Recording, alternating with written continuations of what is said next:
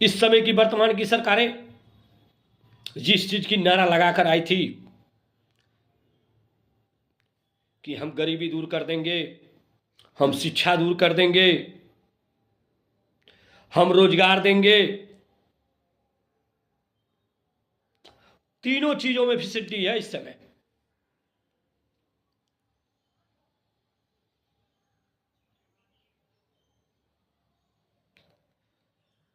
आप एक ही चीज देखिए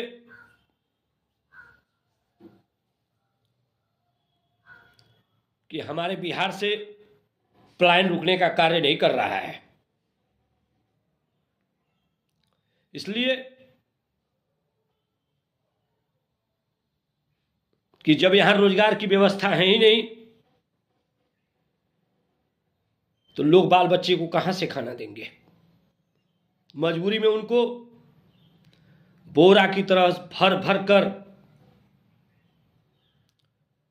ट्रेनों में बैठकर दूसरे राज्य में कार्य करने की जरूरत पड़ जाती है।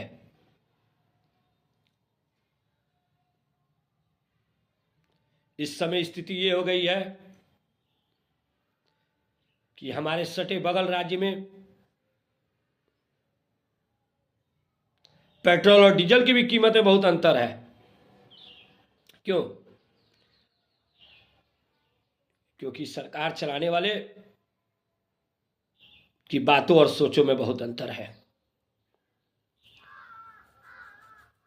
मैं आप लोग से यही कहने चाहता हूं कि आप लोग निर्भीक निडर होकर राष्ट्रीय सब जनशक्ति पार्टी के अगर झंडा उठाए हैं तो निडर और निर्भीक होकर आप लोग पार्टी को आगे बढ़ाने का कार्य कीजिए और 2025 में बिहार में जो इस समय सत्ताधारी सरकार है इसको उखाड़ कर फेंकने का कार्य कीजिए। आप ये सोच कर चलिए कि हमारे बीच का विधायक हो, हमारा बीच का जनप्रतिनिधि हो और जो विकास करने का प्रयास करे वैसे लोगों को पार्टी में टिकट दिलवाने का कार्य कीजिए और बिहार की दशा और दुर्दशा बदलने में कार्य कीजिए।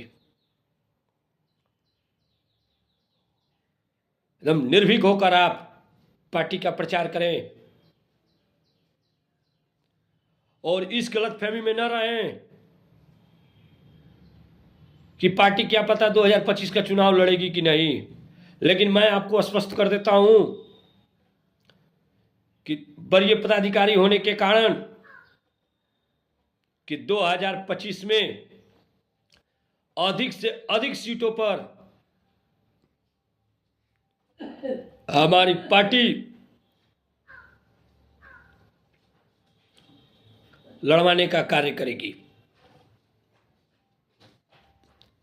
क्योंकि हमारे जितने अधिक से अधिक विधायक रहेंगे हम बिहार में उतना ही बदलने का कार्य करेंगे।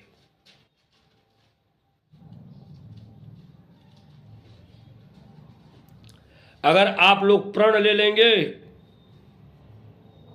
कि हम बिहार की दशा और दुर्दशा बदलने में राष्ट्रीय सब जनशक्ति पार्टी की सहभागिता दिखाएंगे तो मैं आपको दावा और वादा के साथ कहता हूं कि बिहार में सत्ताधारी पार्टी को उखाड़ने का आप लोग कार्य करेंगे। तो आप लोग ये प्रण लीजिए,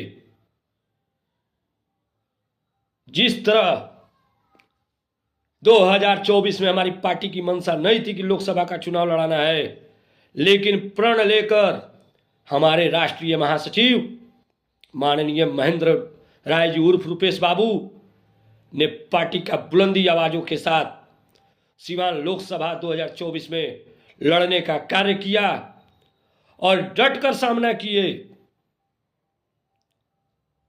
और उन्होंने ये दिखा दिया कि बिहार में बदलने के लिए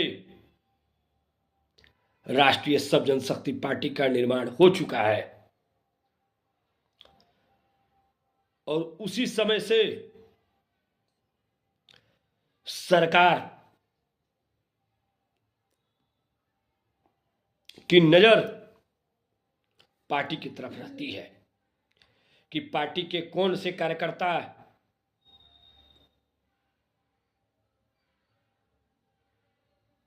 किस ओर बढ़ रहे हैं।